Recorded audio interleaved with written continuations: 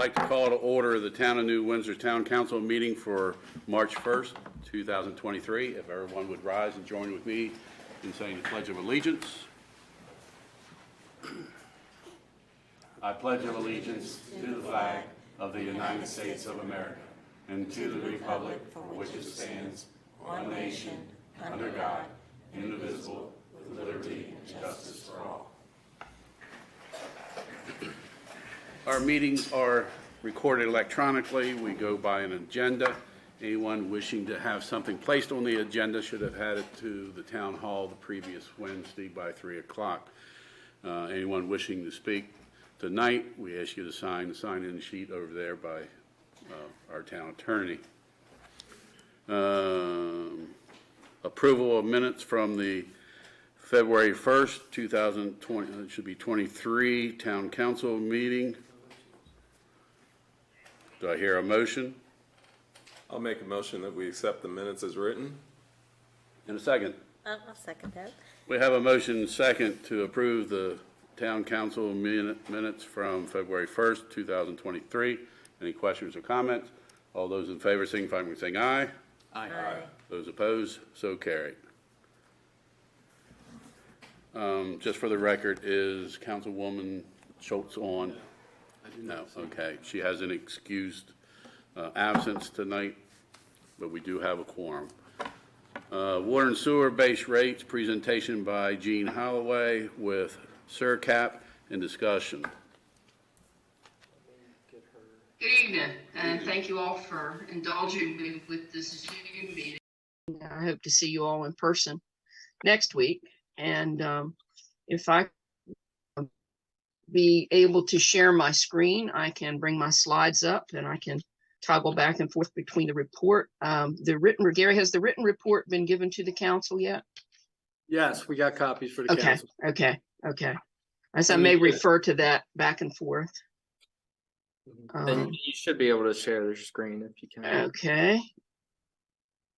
Bear with me, please. There we go. All right. Can everybody see that? No? Okay. Well, let's see now. Let me try that again.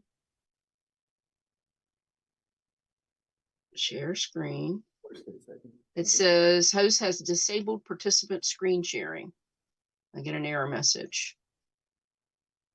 If you can't, just if you'll bring the slides up. I know you have a copy of the slides. I did find one typo. I did find one typo on one of the last slides. I left out a letter. Found that this morning. Just let me know when you want me to. Okay. Yeah, go ahead and show it if you would, please.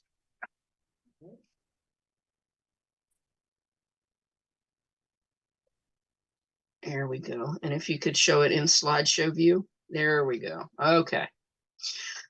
So obviously this is a little bit about SERCAP. If you haven't heard of SERCAP, it stands for Southeast Rural Community Assistance Partnership.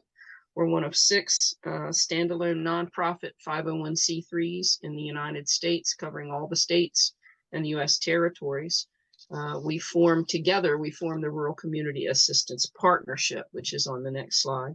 Our particular region, the Southeast region, serves from Delaware down to Florida, and we provide technical assistance and training to communities that are serving fewer than 10,000 people, which is most of the communities in Maryland. But we do that at no cost to the communities because we receive some federal monies to enable us to provide these services. So this rate study has been done without any cost to the town of New Windsor. Next slide, please. Just some background, and we've had several meetings, both in person and virtual, with Gary and his staff since the study began. It's taken a little bit longer than I thought because we've had some issues with personnel, and I won't bore you with all of the ins and outs, but we got these figures from the town's own budget and financials, and we've gone over them and given them to Gary and the staff to review and so forth. I project both revenues, I project expenses based on about a 5% inflation rate although I use a higher rate for some things like fuel. Fuel in particular is a great unknown these days, which also affects electricity. And typically health insurance is a larger increase than just the rate of inflation. So I've been using 5% inflation rate. I use a 2.5% inflation rate for revenues in order to be conservative and make sure that you have plenty of comfort with the predictions. But it's important to remember that these are all predictions and educated predictions, but they're still predictions based on known circumstances. And any rates that I offer you tonight as different alternatives are meant to be starting points. They're not the final rates necessarily that you should choose, although I will have some recommendations as we go forward. Next, please. Just by way of a little bit of educational background, anytime a system wants to do a rate study or a rate change, there are three things that should be done. They should get a handle on their non-revenue water that is costing them to produce that is not bringing in any revenue. Next, please. Should be 3 bullets on this slide. You should look at the gallons that are included in any base charge, which you already are not doing, so I'm glad to see that.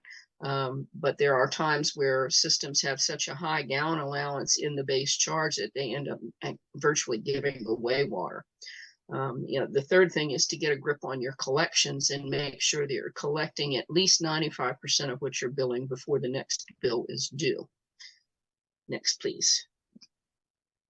Your non-revenue water is a bit of a concern, but you've made a lot of progress in reducing that amount. It was, I looked at 3 different years, and it's gone from 36% of what you produced, which is significant, in 2019, and it's down to 21.2% in the most recent year that I studied, which would have been 2022, I believe.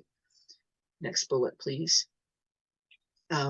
We recommend, AWWA recommends 10%. I recommend 15% for a small system because I think that's realistic.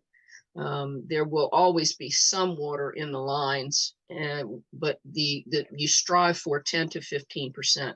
Anything higher than that could mean you're losing as much as $40,000 to $50,000 a year in lost revenue, excuse me. And when you look at that in terms of your sewer is built based on billed water usage, then you're also losing it in sewer. So it's very important to keep working towards reducing that non-revenue water. And I understand that there's a big project that is being underway or being planned that will go a long way for that. But anything you can do to reduce that non-revenue water is a big boon. Next, please. Oh, and if your meters are more than 10 years old, it's highly recommended that you replace meters because a meter will lose registry over time, where it will only be registering, say, let's say 93, 95% of what's going through it. So you got a certain amount of non-revenue water just because it's not being correctly measured. And the life of a meter is generally 10 to 12 years. So think about that too.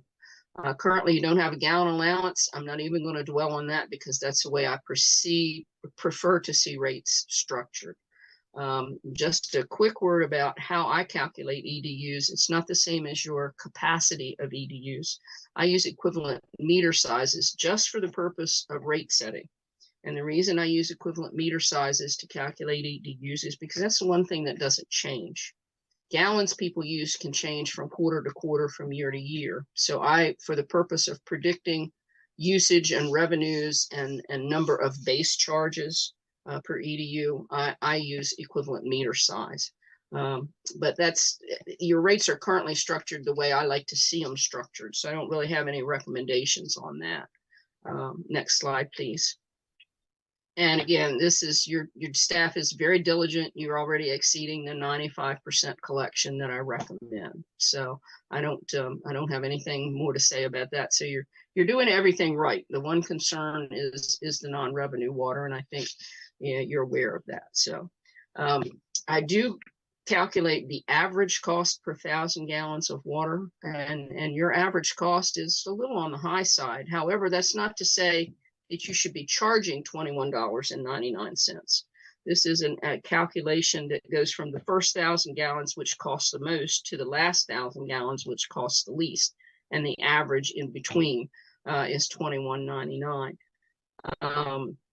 The reason that you shouldn't be charging $21.99 obviously is because some of that cost is picked up in the base charge. So that's not a consideration. I only do that calculation to illustrate the effect of the cost of producing water and collecting sewer. So right now you don't have any debt on your water service, but I'm still projecting a deficit of about $17,000 for the test year.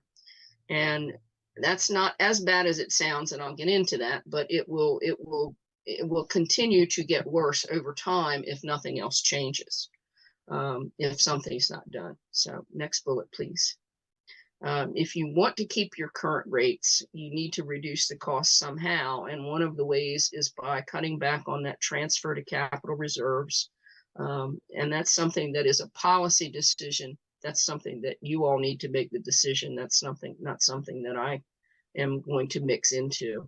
One other important statistic to note when you're thinking about the impact of different rate scenarios on your customers is that a vast majority, over 83% of your customers use 13,000 gallons of water or less in an average quarter. So those are the biggest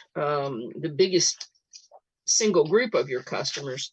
It's important though to know that they only use about 72% of the water you produce. So if you think about that for a minute, you have almost 85% of your base is using only, let's say 75%, 3/4 of your water, whereas the other 17% is using a whole lot more than their particular class. Next slide, please. If I'd known I wasn't going to control my own slides, I wouldn't have animated them. Sorry about that. But again, your current rates, as you know, is $137 base charge for a quarter plus $4.35 per 1,000 gallons. And I'm projecting a deficit for that first test year of $17,368. And this is just calculated simply by predicting the revenues at those rates, projecting the revenues at those rates and subtracting the projection of cost for that same year.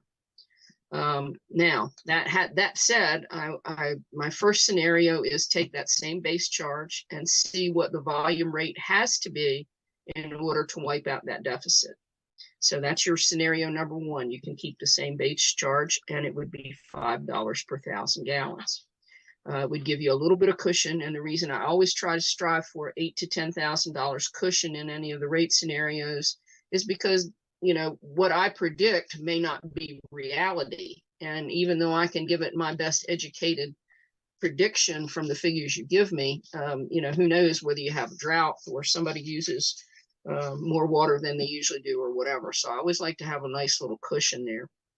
The second scenario, I took the base charge down a little bit to see what that would do to the volumetric rate. And you'd have to go, if you reduced your base charge to $125, you'd have to increase your volumetric rate to $6.80 per 1,000 gallons.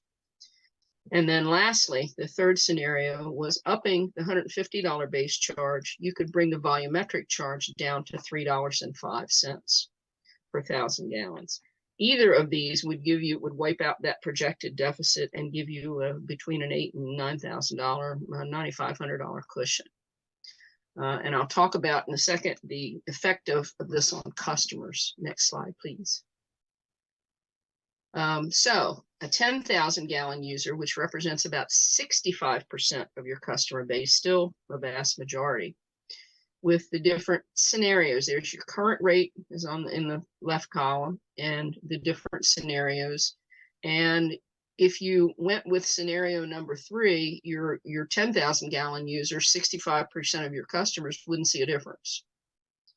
So I think that's significant. A 13,000 gallon user, which again is 83+% of your customers, would actually see a reduction.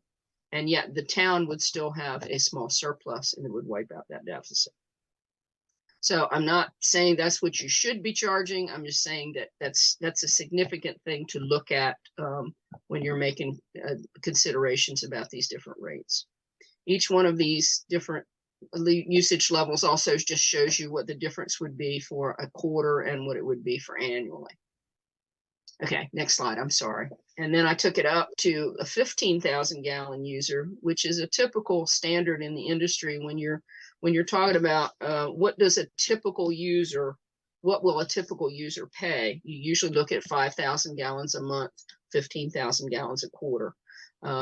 In reality, most of your customers don't use that much, but I always do that anyway because that's what USDA uses, and that's kind of a typical rule of thumb. But if you go to the 15,000 gallon typical user, they're going to see a reduction with scenario 3. You're going to see an increase with either one of the other twos. And then your higher volume users, like a 30,000 gallon user, which represents only a small percentage of your customer base, is that would actually see a reduction under scenario 3 should you choose that one. And I'm summarizing, I'm going through this pretty quickly. I'm trying to summarize what's in the report, but if you have the report and you want some detail, I can just try and switch over to that. But that's basically the water system. The wastewater is a little bit of a different story. The average cost of collecting 1,000 gallons and treating it is $28.51, which is not quite 1.5 times as much as your water service cost. You do have debt service of $71,000 per year, and I have predicted a deficit of $85,000 just for the test year. And that, of course, will only get worse if nothing else changes. But paying off the debt would make a big dent in that. And between paying off the debt and maybe reducing some of that transfer to capital reserves, you could squeak by for a year, but paying off the debt alone will not wipe out the projected deficit. Next slide, please. And please forgive me if I lose my voice. I'm getting over bronchitis. So anyway, your current rates, obviously 135 base charge and $8.88 per 1,000 gallons. Projected deficit of 85,000 plus. So again, I took my first scenario is always to take your base charge and figure out what the gallon rate would have to be to wipe out that deficit. And at 135, it would have to be $12.85 per 1,000 gallons. I took it up to 140. It could bring the volume charge down to $12.10.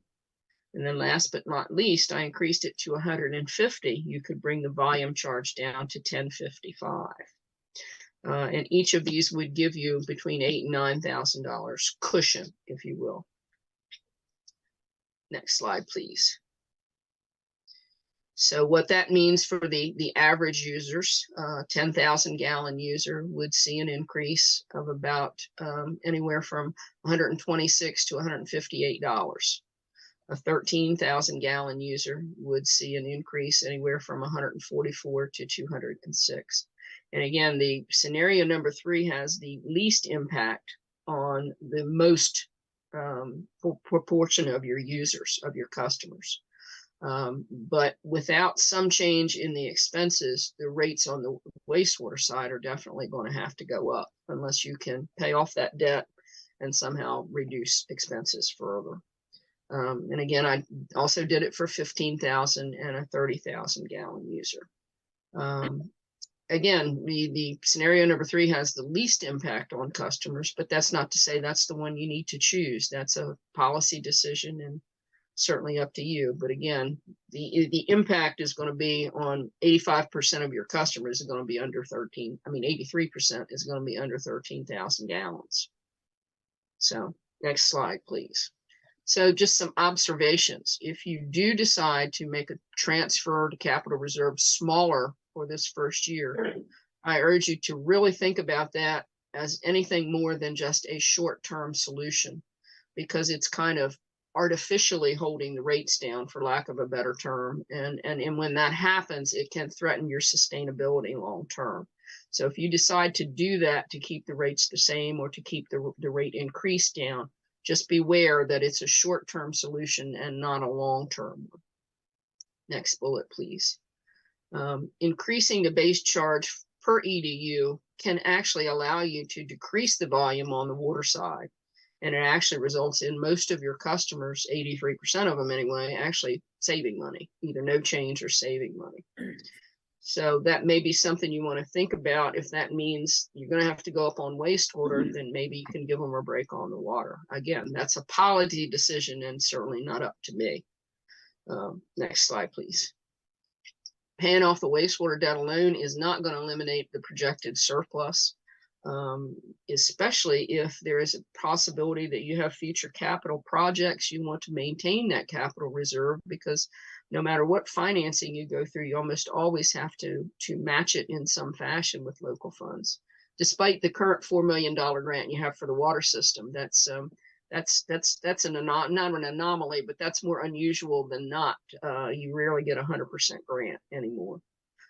So if you have future improvements and potentially future debt, particularly if you're going to be faced with upgrading to ENR or something like that, you want to be real cautious about reducing that capital reserve transfer. The other thing, I was given to understand that your water meters are pretty old, and I would urge you to consider really replacing those, whether you can do it in a self-funded fashion or with some sort of funding program is up to you. But replacing those water meters will bring you in some of that non-revenue water. It may even get you down to where you need to be, even though, as I said, you've made great strides getting it down to where it is now. But, non-revenue water is literally just flushing money down the toilet. So the more you can reduce that, the better. And if you have plans to replace any of that 17,000 feet of the old water main, that will certainly help, but also will require capital expense. So again, be very cautious about transferring money out or reducing that transfer to reserves. And I think that's all I have, but I would certainly entertain any questions if I went through that too fast, or you want me to go back, or what have you, however I can help. This is a good starting point. I'm sure we have a lot of questions. I don't know how much time we want to really spend on this rather than next Tuesday, but the EDUs, how many EDUs are you using for water and for sewer?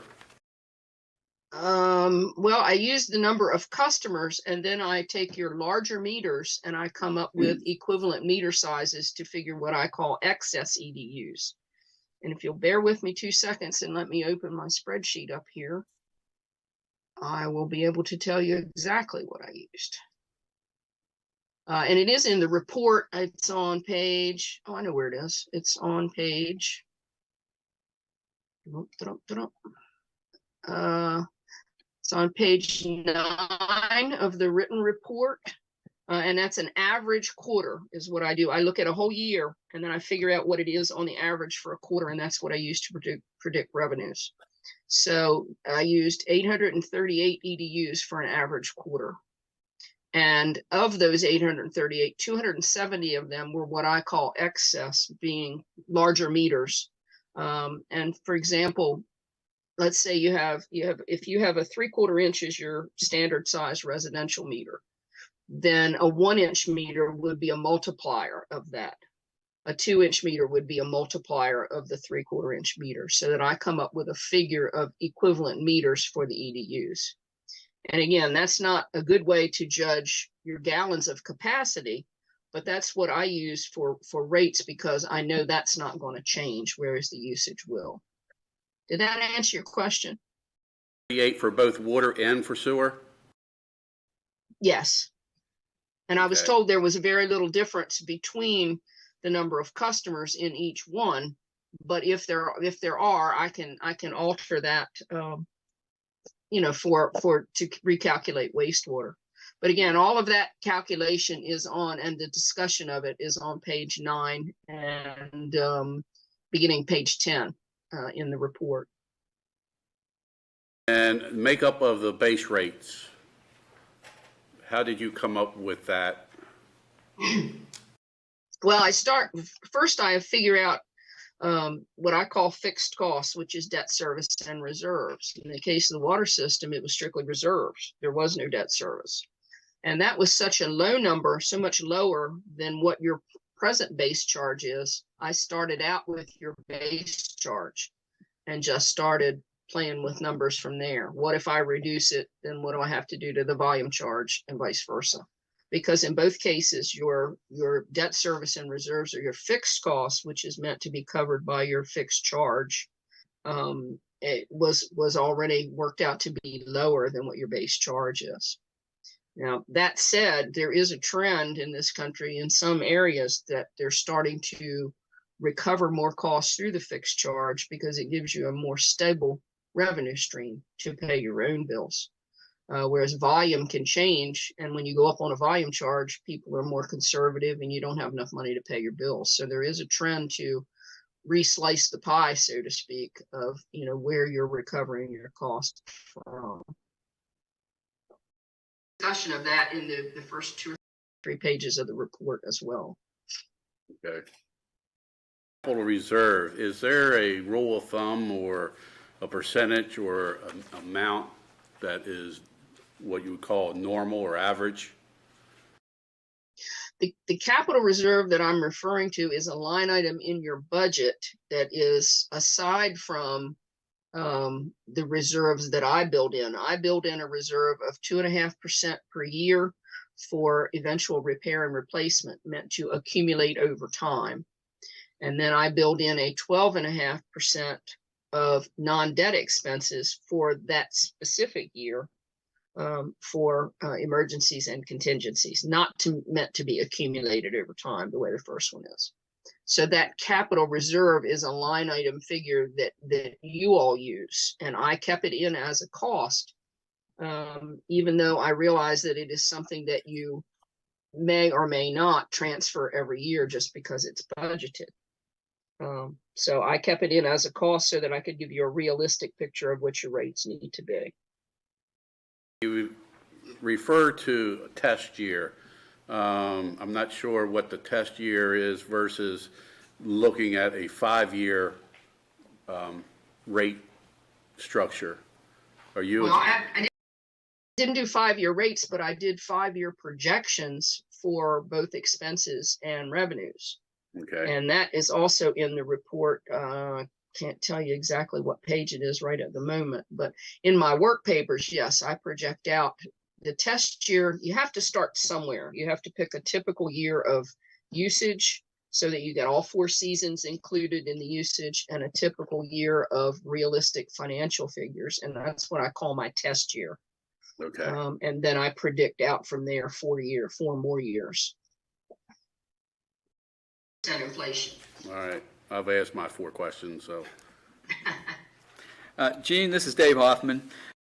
As Yes. the mayor said, thank you for putting this together. The mayor asked a couple of the questions I was interested in, but I do have still one other.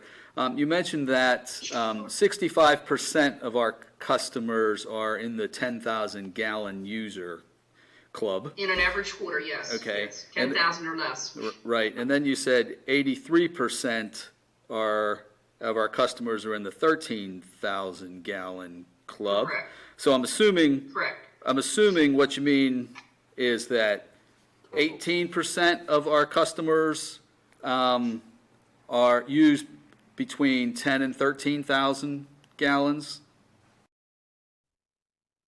to make the 83%?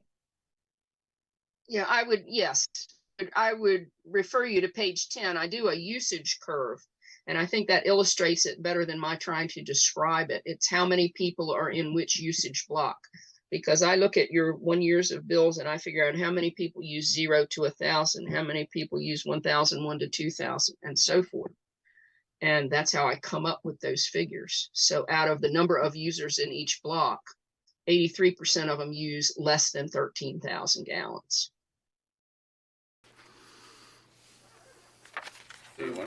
So my kind of comment here is that we have a pretty healthy 3 R's funding line, and that's for that specific reserve and future projects. When you said that there was 12+% added as a reserve on top of that, I think that that's actually artificially inflating the numbers of the deficit that you project. Well, that's a standard percentage that I add when I'm doing rate studies for reserves. If you decide to take that out, that's up to you.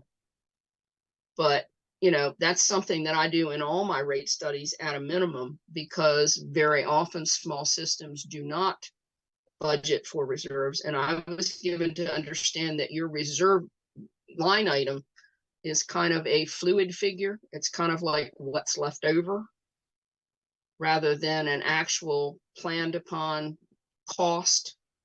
So I put in those reserves automatically when I'm doing a rate study, and the 2.5% doesn't amount to a whole lot in a budget this small. That's meant to accumulate over time, and certainly that would be part of your capital reserve. I don't often see that line item transferred to capital reserves as such in the way it is in your budget. It's not a fixed line item as I understand it. Do you have any other examples of small towns like us that had a rate study like this and actually adopted some of the rates? I can't say they've adopted it yet, but I'm in the midst of one for the town of Snow Hill. I report to them in another, I just sent them the draft report today. And I've done one for the town of Dagsboro, Delaware. I'm meeting with them on March the 20th. Trying to think what else. I've done rate studies for Luke, Lonaconing, Westernport, Boonesboro most recently, and Boonesboro I think has adopted the recommendations.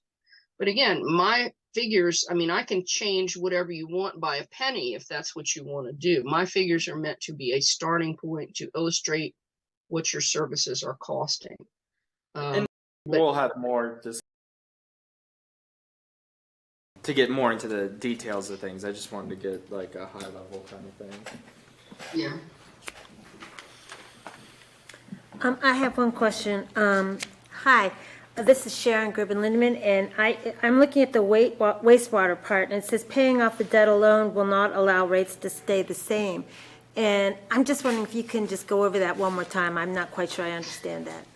Well, your debt service is $71,000, and the deficit that is predicted is $85,000. So just paying off the loan will not wipe out an $85,000 deficit, is what I meant by that. Okay.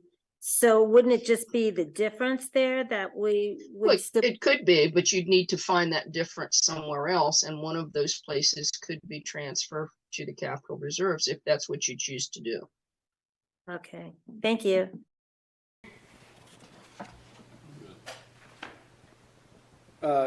This is Gary. Any thoughts or experience or input on a tiered billing system?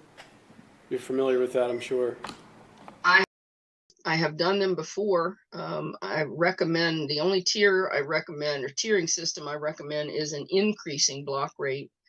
Some people want to make it a decreasing block rate. You're thinking it's like wholesale, but that actually encourages people to waste water. I can do them. It's much harder. It takes me more time to do it, but I can do a tiered rate if that's what you'd like. I know there's the county, for instance, uses, and a couple of the other municipalities use a tiered billing system. So I was just kind of curious. The best way to do that, Gary, and to do it right, is to have a cost of service study, which allocates the costs of every different functional area to the different classes of customers and the different levels of users. I'm not equipped to do that. And a cost of service study is probably going to cost you, depending, anywhere from $10,000 to $20,000.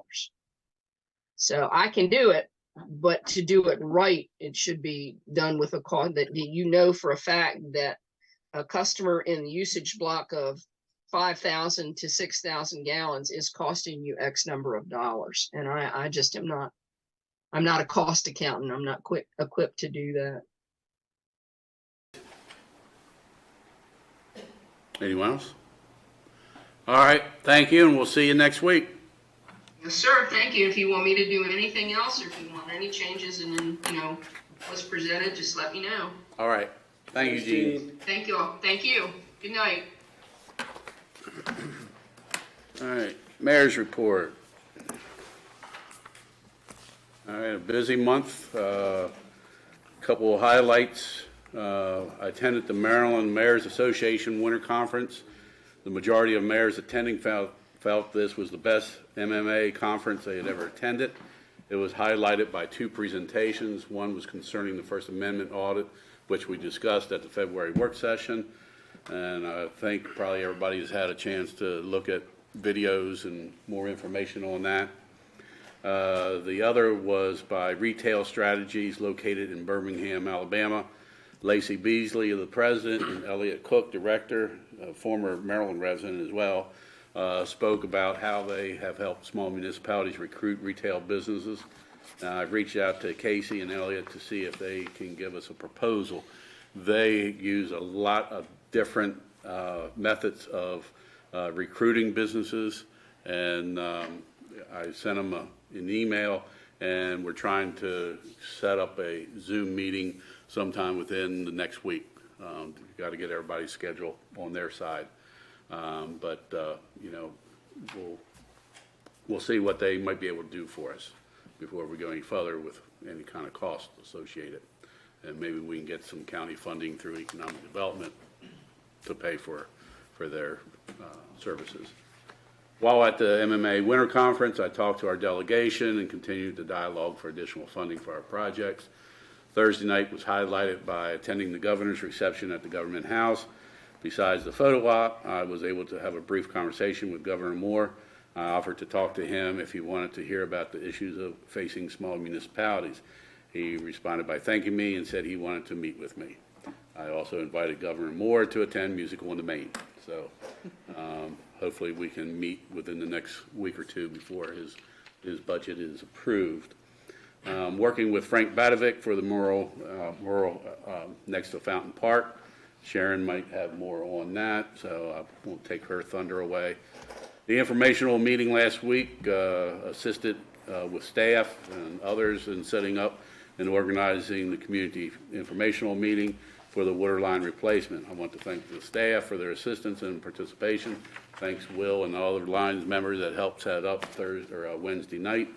I felt it was well attended and very informational and very beneficial to those in attendance. So again, thank you everybody for going along with that. That idea came years ago when Lehigh Cement Company wanted to have a workshop. Well, I asked them to have a workshop when they were dealing with some issues at the quarry. I can't remember whether it was the quarry or the conveyor belt, but they had a table set up just the same way we did, so where I did as they did. So I think it was very helpful, and going forward, I think it was going to help smooth things a little bit. Any questions on my report? Council committees, community enhancement, Councilwoman Gribbin-Lindemon. Good evening, everyone. Well, last month, I talked to you a little bit about the Eclectic Motor Car Company. The owners are Brad Jenkinson and John Stewart's, and they've offered to restore the cannons that are in this little park that is right next to this building. And so I was asking them if they said they would do all the work for free, but they wanted money for the materials. And so they have sent me an email with the cost of this project. So I have it listed down here. They want, they're saying that it'll be $5,500 for the pair, and that would be both cannons fully restored. And that comes down to $350 per wheel, $1,000 for paint materials, $1,500 for media blasting, and the remainder in labor and miscellaneous materials. And they would be reusing all the original wheel hubs, the tread, and the other metal hardware, and that, you know, if there was any other cost incurred, they would pay for that. So, I mean, you know, if that is something that the town wants to do, I guess that we need to put that into the budget as a line item. Would that be right, Gary? It definitely would be at that price. Yeah. I'd also would look into the gentleman that did it originally out on Sam's Creek. I think we could probably find some information on that. For $5,500, I think we need to get a second proposal. had no idea what it was gonna be, but that's pretty significant, in my opinion. Just keep in mind, whatever we do with the budget, getting it in this year is on a schedule. I just got confirmation from the county today, actually, with a Right. reminder that the tax rates are due May 17th to the county, so. Well, this is not really something I went out and solicited. This is something they offered to do for the Right. town, because that's kind of right up their alley, and they felt like it was something that needed to be done.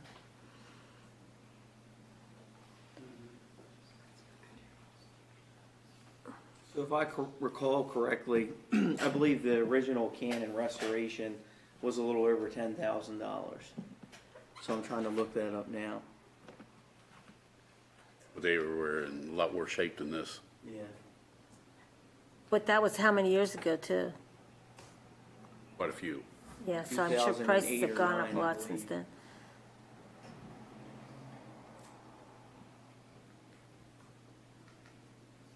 I mean, I'm sure that they're taking a heavy loss on this. It's probably the cost of materials.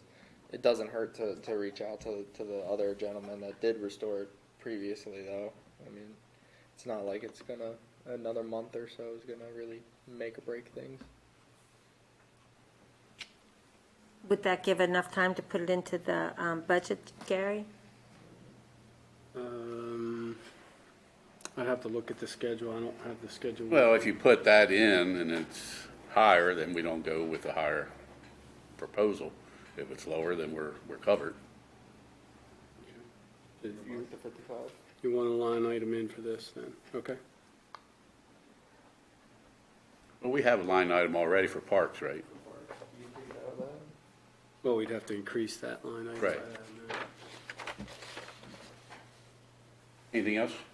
Well, I did hear from Mr. Badovic about the mural on the wall on the side of Dr. Gertie's building up there in the little Fountain Park.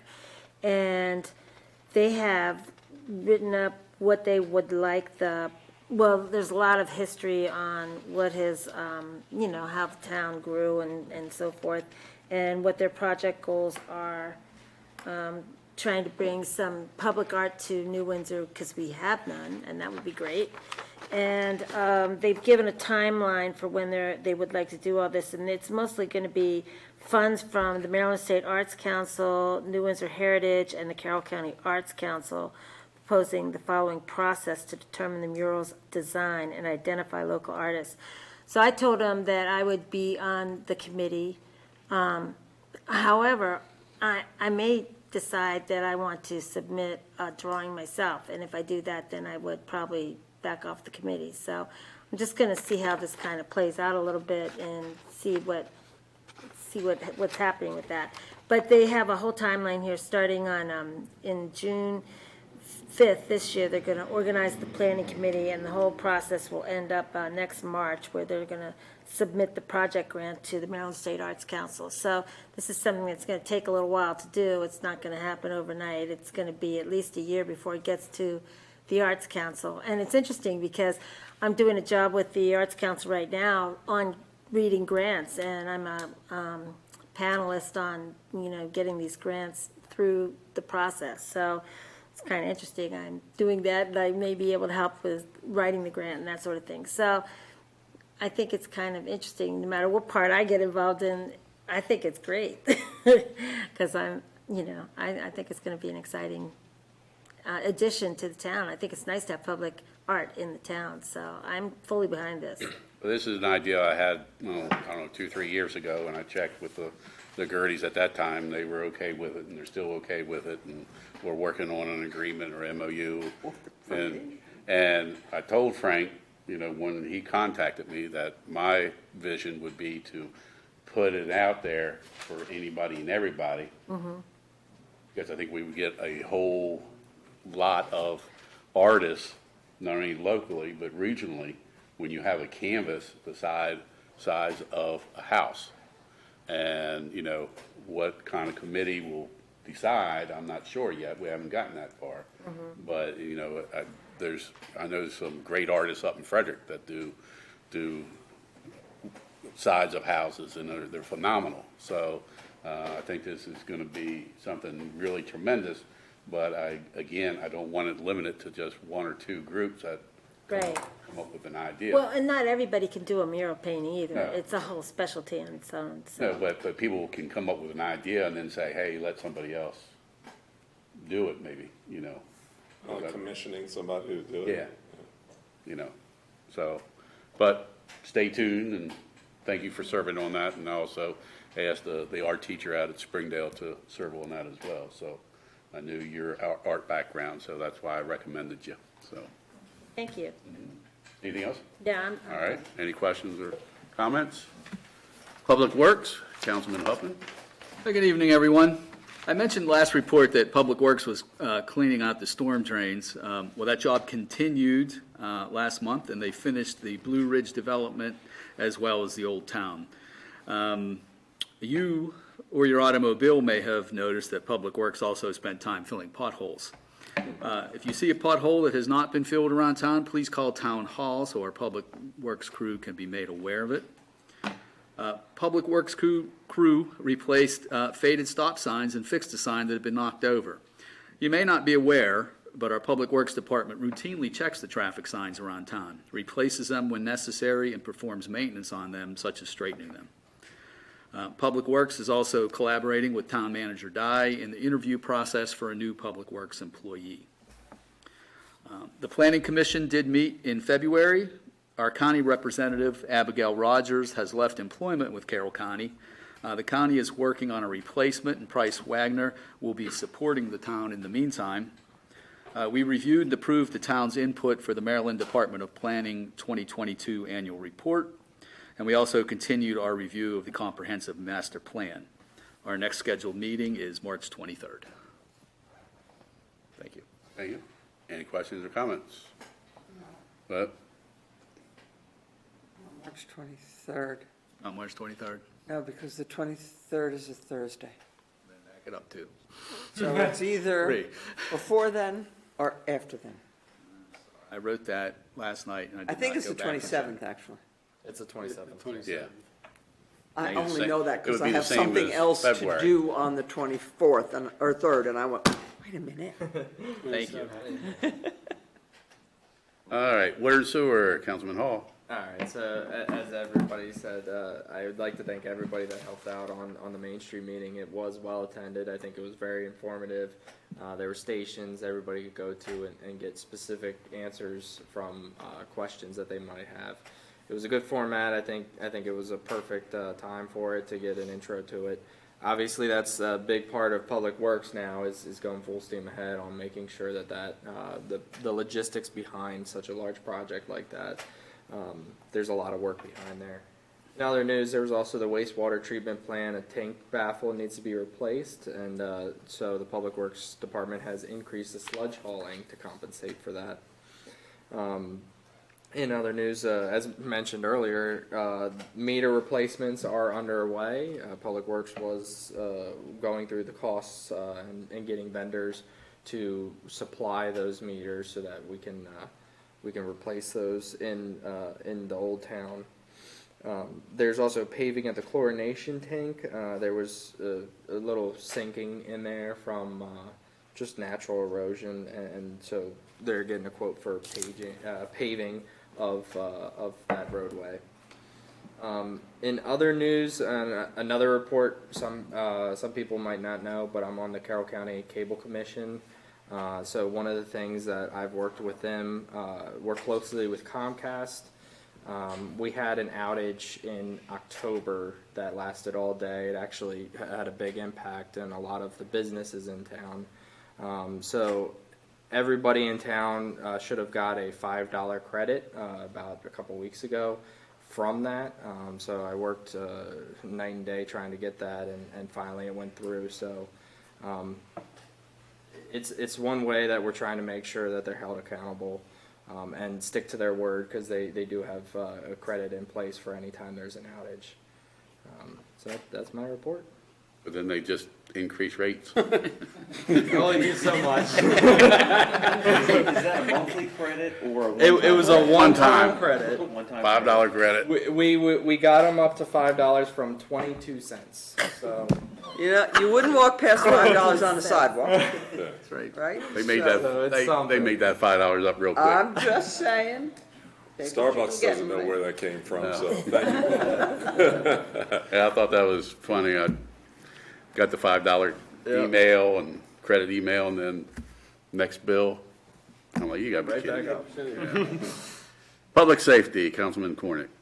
Good evening, everyone. I have some follow-up news. I don't have a real extensive report, but following up on the pricing and the signage that we're looking for our new streetscape program, I did look into the traffic crossing signs down in Main Street, Westminster, and they're not cheap. So we did get pricing from one particular place before, Traffic Safety Corporation, and I think it was around $1,500.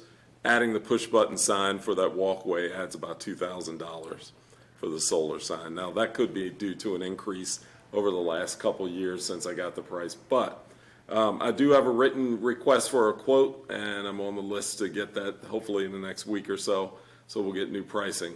I will say this, signage is readily available online now. I mean, Amazon actually has pricing for signage, solar lit signage. So as we get closer to, making our final decision with the, equipment for streetscape, and I'm assuming we're talking about Main Street mainly, I'll narrow down, where we should get final quotes, because I think we're about 10 months away, right? So- Personally, Kevin, I would say get recommendations of your signs. Right. We take it to State Highway. Yeah. And they yeah. pay for them. They pay for them, right? That's, So- I was gonna add that any signage we go with is gonna have to meet state highway Yeah, criteria. right. We So make recommendations, but Yeah. we can't we can't force them. force them, right? So there are a couple different sources that we can get it from. Like I said, I've got a quote request out that I'm hoping to have in the next day or so. Also want to thank one of our residents, Julie DeRoner, for suggesting the Safe Kids program partnership, because I did look into that as well and reached out to Carroll County's affiliated member for Safe Kids. So I've got an email into her for interest in programs and initiatives for Safe Kids for New Windsor. So we'll see what she comes back for. I'm just taking suggestions on. Do you know what what the funding can be used for? So Safe Kids is no, I don't know specifically. And that's part of what I'm looking at, seeing what she can help us with, is because it's an initiative that's run under the health department, believe it or not, because they kind of have a broad range of things that they can do. So it's going to be state funded. In terms of projects, I'll have to ask her about that. I guess it's more for programs than capital projects. It is. Okay. Yeah. Because it was some kind of safety program many, many years ago. Actually, I'll tell you how long ago. Kevin Nall put a grant in for a safety project to build a little sidewalk and a bridge Right. coming from Atlee Ridge into town, because there's no safe way for anyone to walk that way, and it would have been like a little bridge, walkway on the side of the bridge. Right. And it was a nice application, but didn't get funded, so. Yeah, the program that, the webinar that I was on before, it kind of led us back to the point where we'd have to find specific funding for a project like that. It would be a capital, project, so. All right. But I'll keep working on that, and I will defer to our illustrious deputy sheriff for his specific report on the safety. Thank you, sir. Good evening, everyone. Wait. Oh, sorry about that. Oh, it's your job. Especially when we go by an agenda. Yes. All right. Economic Development, Councilwoman Schultz isn't here, but I'm sure she's working with the downtown group, and I will involve her in the Zoom meeting when we talk with the folks from Alabama. Town managers report. Okay, I have a very brief report this evening, just focusing more on the old business and new business items. Just to elaborate on what was already said about the public information meeting. I had, I think, about approximately 35 residents attended. And then the property access agreements were mailed out yesterday, I believe, or the day before, to the residents that were not in attendance. Just a reminder, Tuesday next week, March 7th, is our special work session meeting with Jean Holloway with SERCAP. She'll be attending in person, and this meeting will focus specifically on the water and sewer rates. And then I'll be on vacation March 21st to the 28th, and then upcoming meetings is the regularly scheduled work session on March the 20th, and then the council meeting on Wednesday, April 5th. Thank you. Public Works Director. Good evening, everyone. Public Works has taken advantage of the warm weather that we've had this past month. We replaced 15 residential meters and 1 2-inch commercial meter. Our annual goal is to replace 100 per year, which we have allowed for in fiscal year 23 and 24. Additional commercial meters will be replaced as time allows. I also met with Carroll County Resource Management, a gentleman that works there by the name of Zach as a hydrogeologist. We met at Atlee Well, which is a site in our Atlee Ridge subdivision that is undeveloped as of now, but a potential future water source for the town. We checked well depths and water bearing zones with a camera.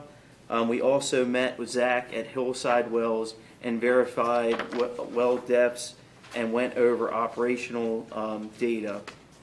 And after that meeting, I contacted 2 well drillers for pricing on well pipe replacements for both wells and a pump motor cost.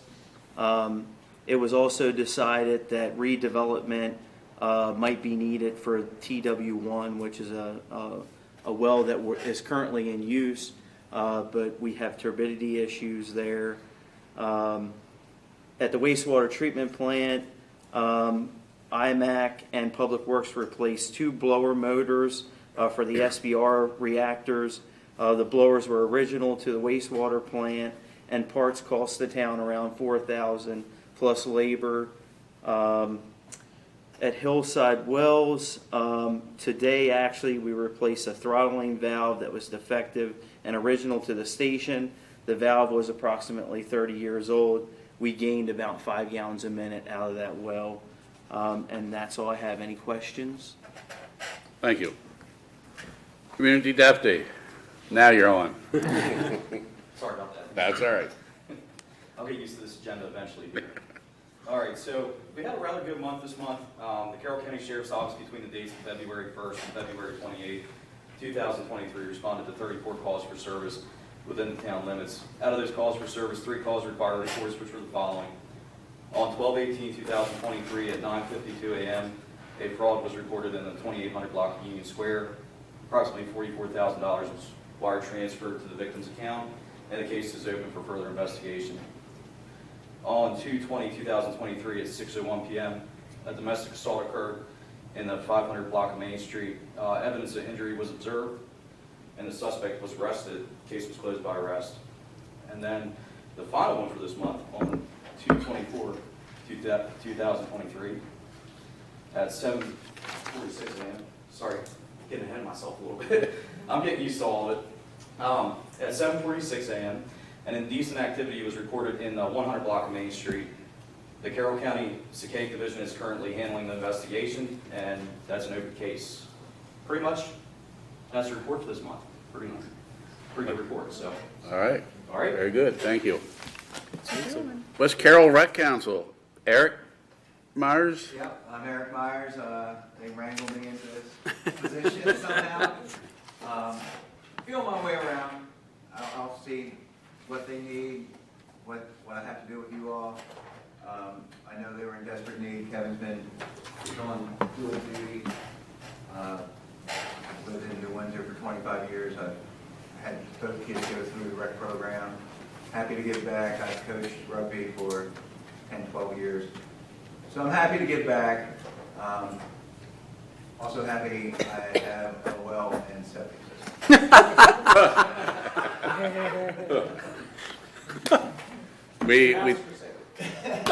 We thank you for giving back to the community. It means a lot, because I know Councilman Hoffman and Kevin and myself, many years ago, when I was involved with the Rec Council, know how much time it takes sometimes, and it's hard to get people to step up to the plate, so we greatly appreciate it. It does. You're afraid of the unknown, but, you know, bear with me.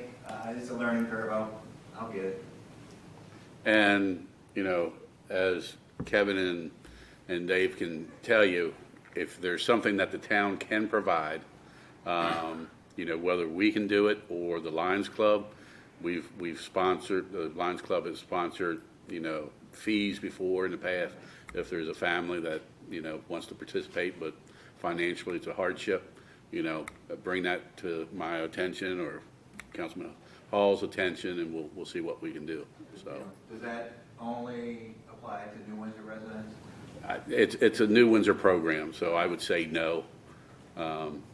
You know, would it be better if we did help New Windsor kids? Sure, but it's to me, West Carroll is part of New Windsor, so I don't have any territorial problems with that. So, and there's other Lions clubs that are affected: Union Bridge Lions Club, Tararua, Tawnytown. So all those Lions clubs can feed in. So, okay.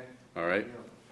And one other thing, just to get your feet wet, we have, in preparation for the carnival, we have our application for the, food permit. Yeah, food permit. So I'll give you that before we leave, and then if we could touch base just to kind of make sure he knows what needs to go in there, so you can get the president to complete it. Okay. And your meeting's next week, right? So 13th, I think is what it is. So we'll go over that and take care of that for. Okay, thank you. And if you fill it out, you just want to slip it across the street to the fire hall. The person, Ronnie Blackson, will get a hold of it and take it from there. The fire department takes care of all the food permits for all the nonprofits, and he's in charge of that, and he'll see that the county gets it. Okay? Okay? Very good. Fire chief, sent the chief text, see whether or not he's responded. If not, he may respond in a little bit. He could be on a call. So we'll see whether or not he reports. I know he's a busy man. Treasurer's report. I've been working with Gary on the budget, but I have also been talking to a few banks. It's still very early to talk about CD rates for our mature CD that will happen on the 21st. But I do have meetings set up with farmers and merchants where the CD is currently at right now, with Burbank and ACNB on the 15th, 16th, and 17th, all leading into the work session. Just so we know, $207,476 will mature on 3/21. We originally put $206,906.23, so we gained about $516 in interest. But we're looking in to get us a little bit more, and I will have all those rates next meeting where we can make a decision. Very good. Thank you. Water and sewer billing clerk. Hi, everybody. Can you hear me? Yes. Okay. So 89 late notices were mailed last Friday. We plan to do water shutoff postings on Monday, March 13th, and if we have any shutoffs, will be Monday, March 20th. I am starting to work on the newsletter. If anybody has anything for me, please have it to me by Wednesday, March 15th. Fire company turned theirs in? Yes, I did get that. Yes. All right, I reminded her today and she said that it had been dropped off, I think, last week, so I just wanted to make sure you got it. It's very good. I do. Thank you. All right, thank you. Anything, sir? No, she said, other than what she touched base on last time, she's got a couple of things brewing for the spring, but she could be getting more active here in the springtime. All right, we'll go right to new business then. Snader's water booster station repairs. Okay, give me 1 second. All right, so you can bring that up and cancel. We got Public Work Director Myers has been monitoring the water booster station at Snader's, located on the Snader property at 1301 New Windsor Road. A little history, the booster station was constructed in the mid-50s. In 1996, a third pump was added, and in 2012, motors and pumps were replaced. The piping and mechanical valves, which are original from the mid-50s, have been leaking and structural pipe supports are failing due to age and rust. The booster station receives treated water from the chlorination tank and then boosts pressure to the water main line that feeds town. That water main line is part of the line being replaced in the Maryland 31 project. So in an effort to get ahead of the situation and be proactive before that water main project starts, Director Myers met with Mid-Atlantic Utilities on site and requested a quote to repair leaks and structural support facilities. And a copy's in the folder, as you can see there. The quote is $23,385. It's very important to get these repairs done ahead of the Maryland 31 project to minimize potential problems. This would definitely fall under with the 3 R's operating system maintenance category or line item in the budget. However, the year-to-date number for that is $41,841 of the $50,000 budgeted. So there's not enough. That leaves only a balance of $81,059 in that line item. We could use the money from the 3 R's reserve capital project account, which has a balance of $301,945. So I'd like to get a motion to approve those repairs and get that work scheduled as soon as possible if we can. Any questions on that? Are we required to get more than one bid or not? It's just a standard repair. A repair? Yeah. Okay. All right. I think it's a great idea to do because I have been out to the site and I have seen the issues, and I think getting ahead of them now before we start fixing that line and causing issues. I'll make the motion to approve the bid to Mid-Atlantic Utilities for $23,385. Do I hear a second? I'll second that. We have a motion and a second to approve Mid-Atlantic Utilities bid of proposal of $23,385 for Snader's water booster station repairs. Any questions or comments? All those in favor signify by saying aye. Aye. Those opposed, so carried. All right. Any other new business? Old business. Lions Club Park retaining wall discussion of bid received and use of additional town funds to complete. Okay, so this was discussed at the February 21st work session meeting. Councilmember Hoffman requested a line item breakdown to verify what costs were used for the lump sum price provided by Douglas Lawn and Landscape, specifically if engineered stamp drawings were included.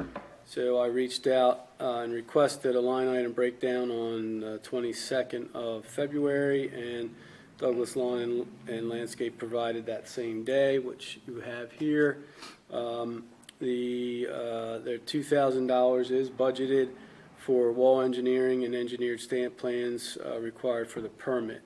There's also an email from Clyde, if you could pull that up, just to give you guys an idea of what we're all facing. It's the same thing with everyone, the town included.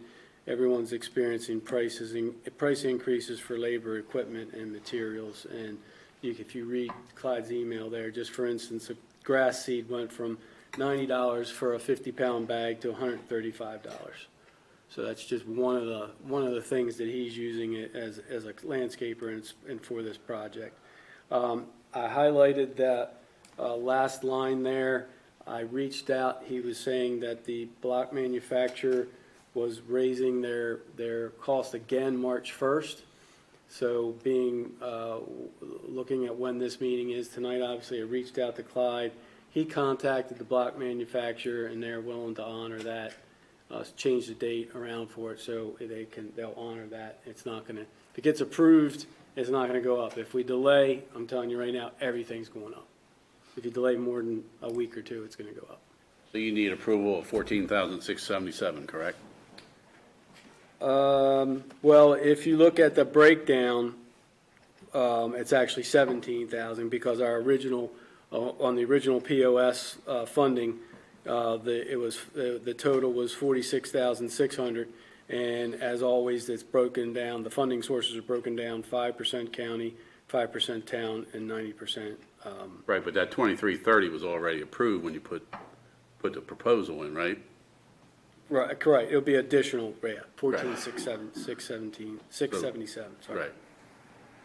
So just need the approval of the additional town funds of 14,677. You want to do it? Is there a motion?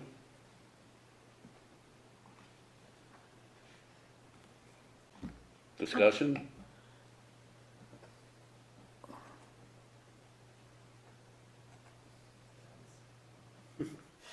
We have a major project that we're getting 95%, basically, 90%, 90 to 95%, with a little additional funding for basically $17,000. And to give a little bit of backstory, the current wall is currently leaning due to the soil pushing on it. We have reports of people jumping on that wall. It's a safety concern. So obviously there is some reason to do this upgrade. So with this project, there'll be an installation of a fence behind the wall to prevent them from jumping on the roof as well. Hopefully. Hopefully. We just need a motion to approve it? Yes, the additional funds of 14,677. I'll do it. I'll make a motion that we approve the additional funds of 14,677 to commence the project for the retaining wall at the Lions Club field. I'll second that. We have a motion and a second to approve $14,677 for the program open space project over at the park. Any questions or comments?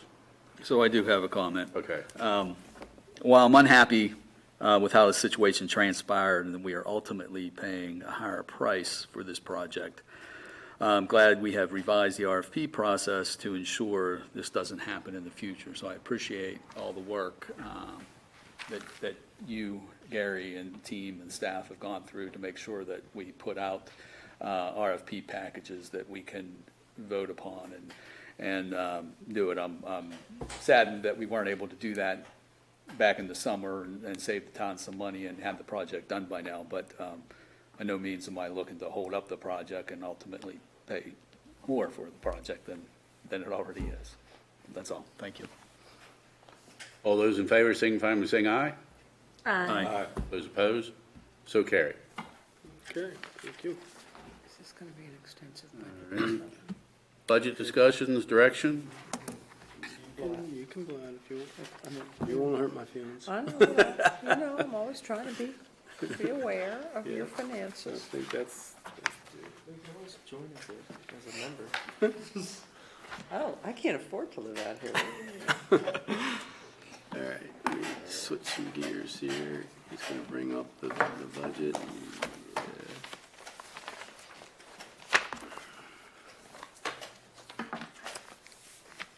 Okay.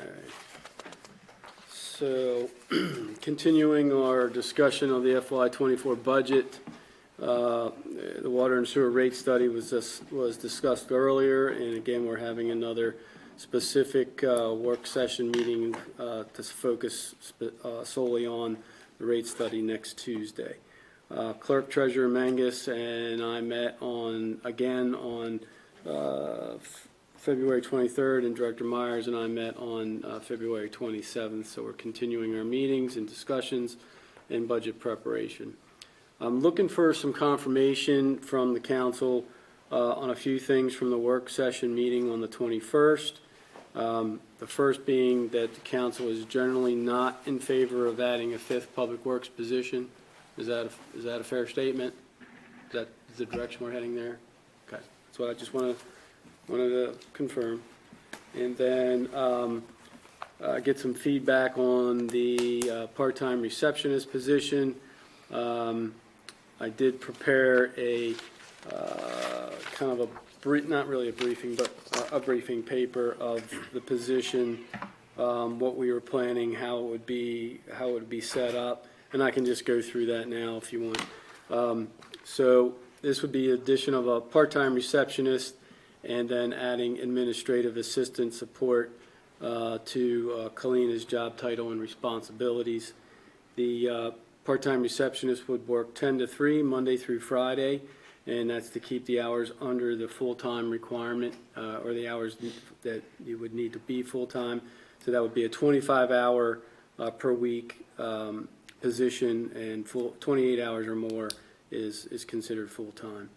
The 25 hours a week equates to 1,300 hours, and the position is based on $15 an hour, or a yearly amount of $19,500 per year, and that would be strictly 100% funded by general fund.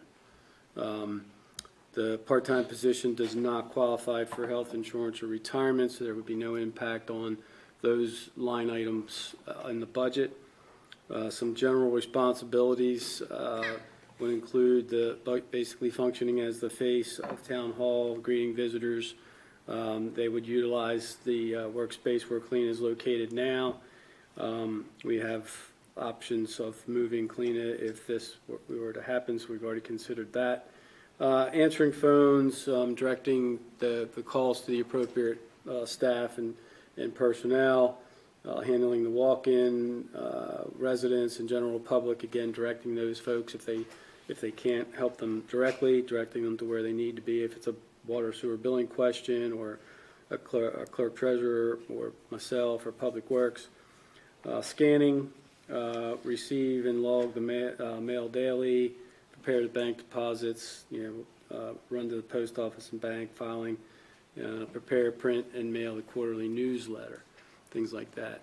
Some of the administrative assistant support that we are looking for from what Kalina would do would be basically to provide administrative assistance for town manager and director of public works. Some of those specific things would be meeting preparation and scheduling, weekly and monthly coordination of schedule and important tasks, more so on the public works side with all they have going on. Typing letters and document preparation, and then other duties as assigned. So that's just kind of a quick summary of that position. So any thoughts on that before I move on there? I need a little time to digest this. Okay. All right.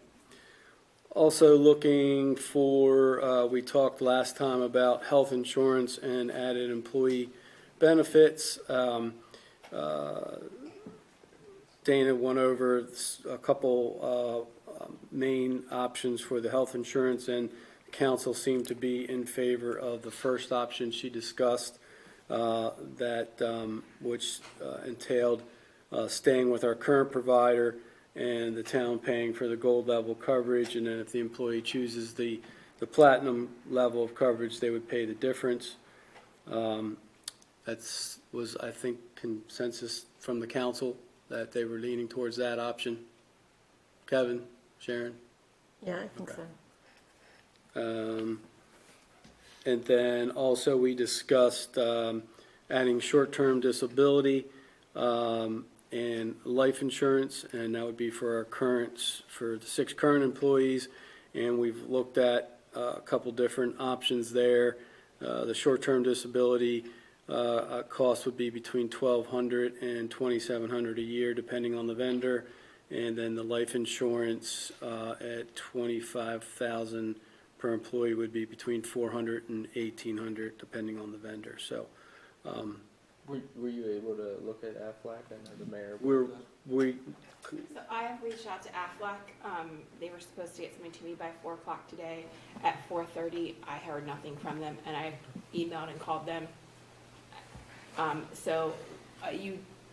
this, do you have it up? Yeah. Are the 2 options for short-term that we have, one with BKZ and one with Amwin, who is our current broker. So for the short-term disability for the 6 employees with the BKZ group benefits, it's a max 13 weeks or 65 days. 65% of the weekly earnings with a max of $1,000 gross pay would go to the employee. This rate would be good for 2 years, and it's with the UMNI group. If you say you fall off a ladder at home, you are able to get short-term disability right away. Sickness would be 7 days, would be on that 8th day you were allowed to get it. That total cost is $223 a month, or $2,676. If you compare that to Hartford, which was the option right beside it, that is a 25-week max you're allowed on it, or 125 days. Same thing, 60% of your weekly average, max of $1,000 per week. And again, it's good for 2 years. That's with the Hartford. Injury would start on the 9th day. Sickness would start on the 9th day. And the total would be $98.82 a month, or $1,185.87. And then for life insurance, if we did that, went that route, with the UMNI group, 50K would be $3,541.80 for the 6 employees, and that is including accidental death and dismemberment. For $25,000, it is $1,822.68 for the 6 of us. With Hartford, it is yearly for $15,000 is $222.48. And for $25,000, it would be $370.80. We do get a little bit of a discount with the Hartford group because we could short-term and life insurance combined. So.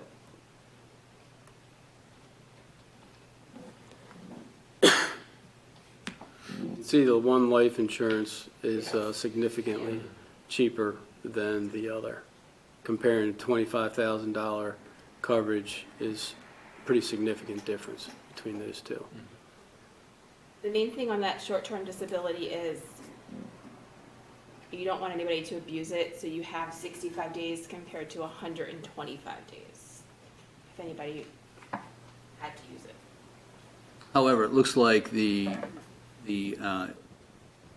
does not kick in until the 9th day as opposed to, correct. So our employees would have to use vacation or sick leave or So that would be some other. something, if we did choose short-term disability, sorry Dave, we would need to rework that into the employee handbook. Hey, you have to use your sick time vacation before X amount of days before you could use, which is something to think about once this goes into place. So I mean, that alone is a reason not to abuse. It is, yeah. And that's pretty standard too, with a lot of. Right, yeah. This life insurance for $15,000, $222.48 for all 6. For all 6. We confirmed that because when we could look at the other one, we That's thought that usually there had to for be something. less than for one person. That's actually a really good rate there. Yeah, good rate. Super rate. I mean, Or hiring.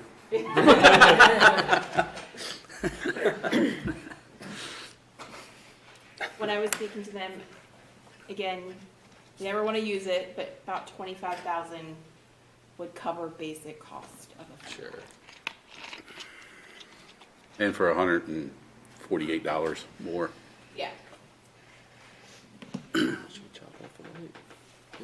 So right now, in the budget, the way the budget I have now is I put the higher end numbers in there. It's just a matter simply of whatever we decide to go with. It's just plug and play at this point with the budget. The higher numbers from BKZ. For both, actually, just as a holder. But like I said, that like, we had to double check, I had Dana double check, because I looked at that number, I'm like, that can't be right. So, I'd like to see that policy. I'd recommend Amwin. Amwin That's our current provider that we have, so yeah. and 25,000. Okay. Any other And short term? short term? go with both, Amwin for both? I'll Yeah. get a discount with both. Okay. I can change those numbers, not a problem. And that's locked in for 2 years? It is locked in for 2 years. Now, these rates may increase just a little bit because we are so far out from July, but I don't see them going up substantially. All right. Yeah, I second that. I would go with M1 as well. Okay, great. That's what I need. All right, so let's get that budget back up there, please, Will. Just a note, as we go down through here, the salary line items under general fund and enterprise fund they do reflect the part-time receptionist. I know that decision hasn't been made yet, but again, it's just a matter of, I've had scenarios run, so it's a matter of just changing the numbers, but it does not include the 5th Public Works employee. Just keep that in mind as we go through. So I'll just go down from top to bottom. General fund revenues, that they're complete at this time. There's an increase of $137,912, which is good news. The 3 biggest increases are income tax at 12 is up 12K, real properties up 65K. Am I not seeing these? Sorry, stop me. Revenue. Yeah, Did you highlight them? I thought I did. They were. No, because that's expensive. No, not in. I didn't highlight those. Okay. It's just in that first tax category there, and then the highway user revenue is up 50,000. So those 3 line items alone account for 127,000 of that 137.9. So that's good news on that. Going down through the general fund expenses. Right now, there are only 4 line items remaining to complete. They should be highlighted if they don't have a number in under the proposed. They are codification fees, which are changes to our code book, which we're reaching out to. What is the general code? Yeah. Yes, thank you. For prices on that. Capital project budget, which is what Jean was referring to in the presentation of the rates. That number, and she described it as I think she described it as a fluid number. That number is, and I go into this later, is always put in last. When I put in all the revenues, all the expenses, and then whatever it takes to balance that out to 0, that's the number under general fund that gets put into there, and then for enterprise fund, that number gets split 50-50 between water and sewer. So that's what she was referring to, that capital project transfer. Personally, I'm going to tell you straight up, I don't recommend reducing that, because that's our source of funding for capital projects in the perfect world. So, what else?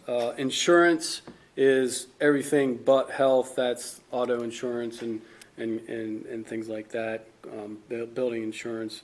And then the payroll expense, which is really it's just tracking only.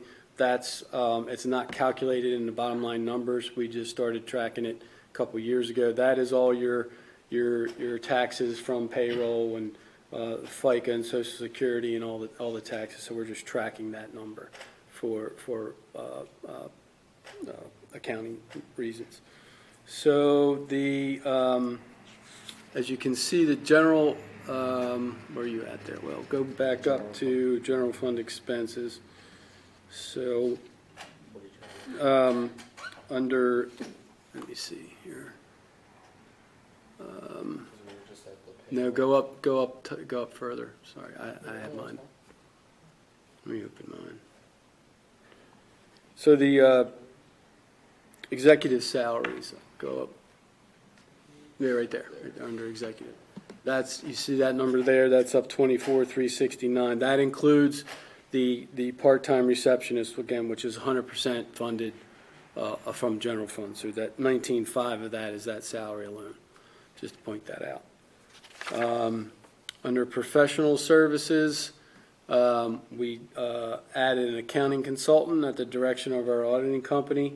We have one price, an hourly price from a WHC accountants in Tonytown at $130 an hour. They only would bill hours that they worked. The question is they're not sure, we don't really know how many hours it's going to take to do the work. That's kind of the X factor. We've reached out, we're waiting for another price, which we should hopefully get tomorrow or the next day. So for the budget I put in here, put in a number of 7,500 at this time, which at the $130 an hour rate would allow for 57.5 hours of time.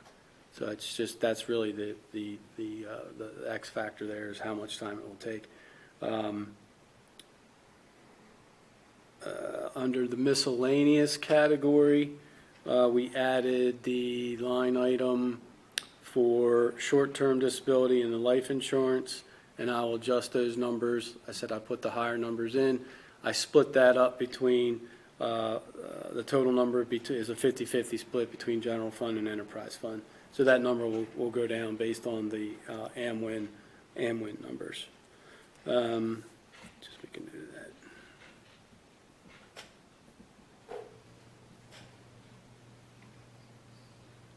Okay, then we go down to enterprise fund revenues. It's complete at this time, and there's a decrease of $99,595. That's primarily the result of no hookup fees under water and sewer because of the build out of Snader Summit. So there's no new homes planned or projected for fiscal year 24.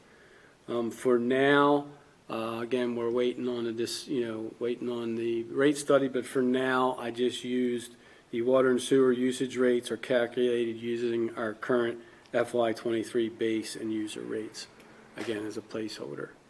So that's those numbers that you see there. Again, just, you guys saw the presentation. Not sure if there's any sense of direction at this point. Again, probably more so after Tuesday's meeting. But once a decision is made on the rates, the water and sewer usage receipt line item will need to be updated accordingly.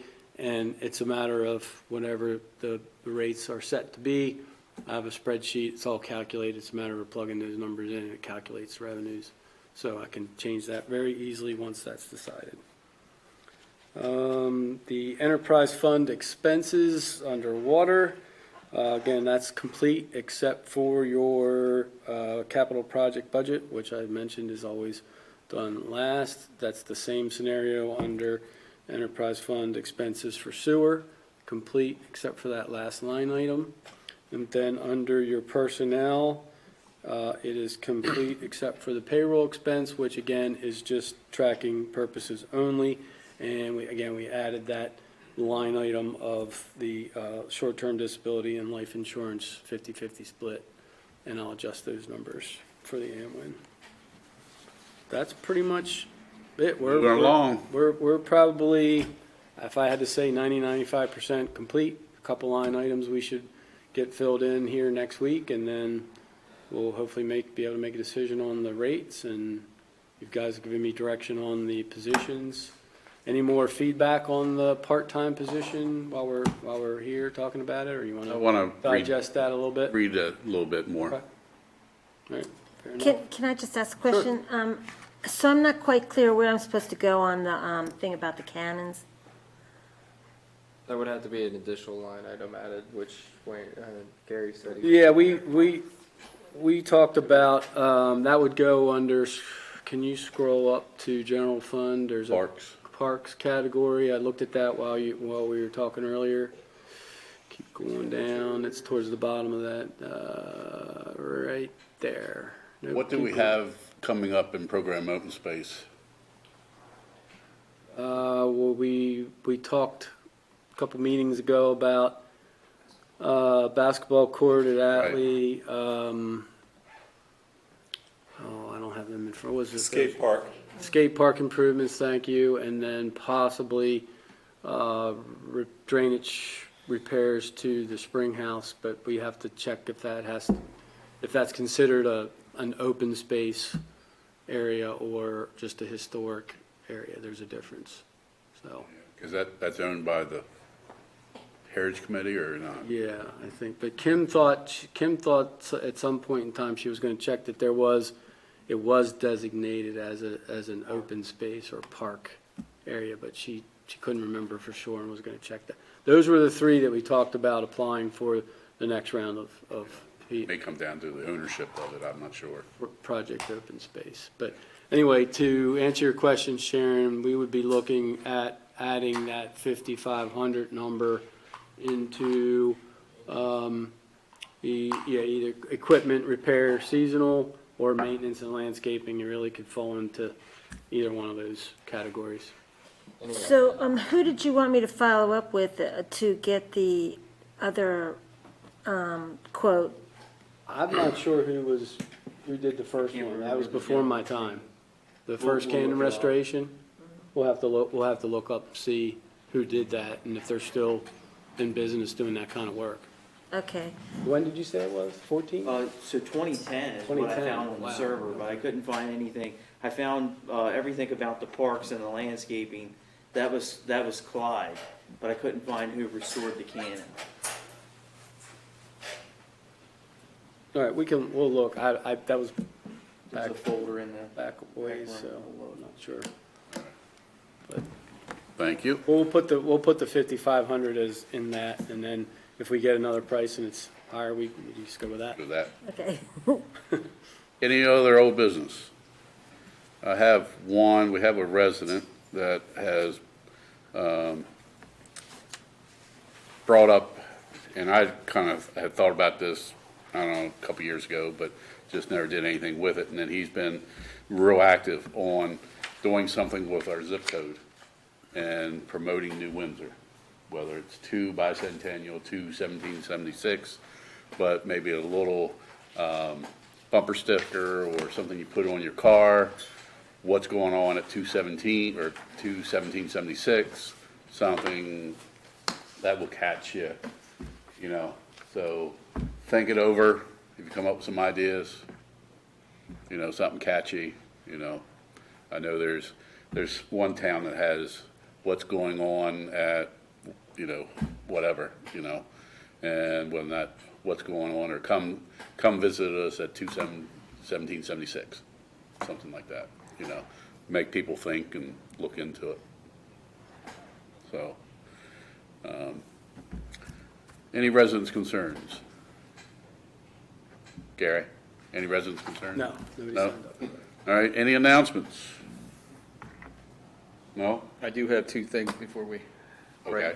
two questions. Number one, Wayne, since you're here, is our Christmas tree still up in the town park? It is.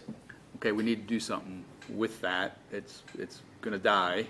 It's bald and burlapped, and Kevin did a tremendous yeoman's job getting that for us. We don't want that thing to die.